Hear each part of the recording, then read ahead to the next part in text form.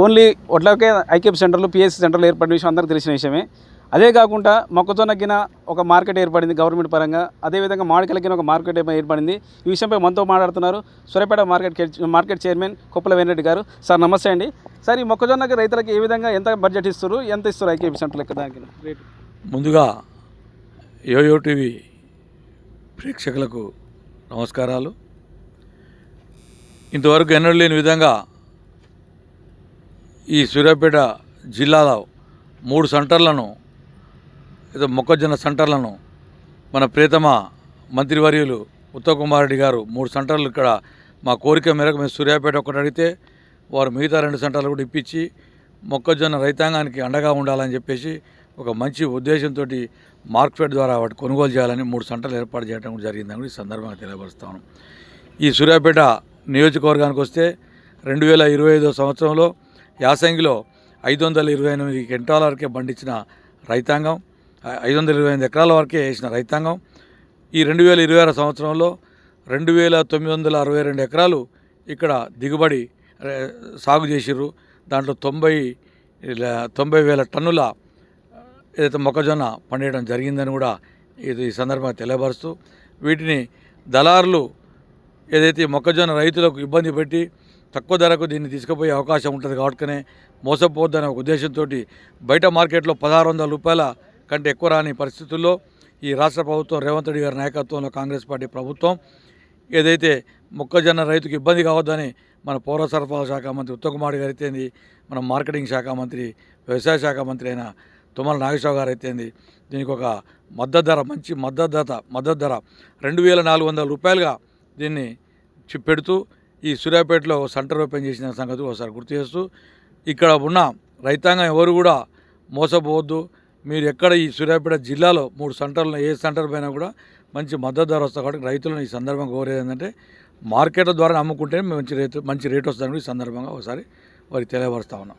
ఆ మార్కెట్లు మామిడికాయ మార్కెట్లు పెట్టారు కదా, మార్కెట్ రేట్లు ఏ విధంగా ఉన్నాయి?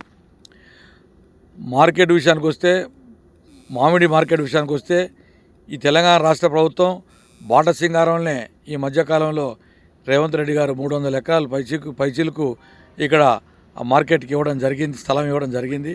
దాంట్లో భాగంగానే ఏదైతే సూర్యాపేట జిల్లా 2 రాష్ట్రాలకు నడిబొడ్డున ఉంది కాబట్టినే ఇక్కడ కూడా మంచి మామిడి ఇక్కడ హబ్ ఏర్పడతా ఉంది.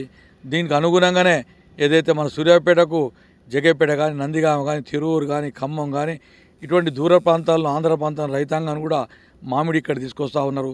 ఇది పెద్ద రాబోయే రోజుల్లో సూర్యాపేట పెద్ద మన మామిడి మంచి హబ్గా ఏర్పడతా ఉంది.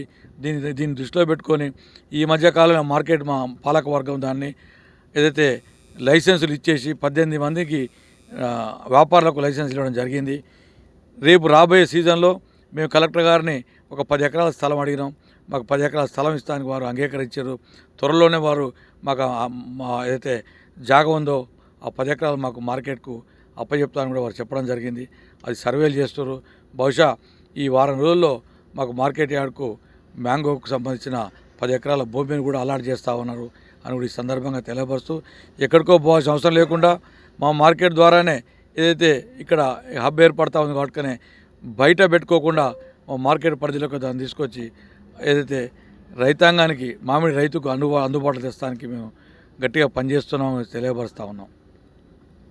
ఓకే, చూస్తున్నారు కానీ ఓన్లీ సూర్యాపేట అంటే ఓన్లీ వడ్ల మార్కెటే కాదు, మామిడి మార్కెట్ ఉంది, అదేవిధంగా మొక్కజొన్న మార్కెట్ ఉంది. రైతులందరూ ఈ అవకాశాన్ని సద్వినియోగం చేసుకోవాల్సింది కోరుతున్నాం. చూస్తున్న మన వీడియోస్ కోసం థ్యాంక్ యూ. ఈ ప్రాంత రైతాంగం ఏదైతే 6 కాలం కష్టపడి మార్కెట్కు ఒడ్లు తరలించి మధ్యాహ్నం పూట భోజనానికి ఇబ్బంది పడతా ఉన్న సందర్భంలో ఇంటికా నుంచి ఒక ఆడమనిషి ఒడ్లు తెస్తే ఇంటికా నుంచి భర్తనో పిల్లగాడో మళ్ళీ సర్ది కట్టుకొని రావాల్సిన పరిస్థితి ఉన్నది.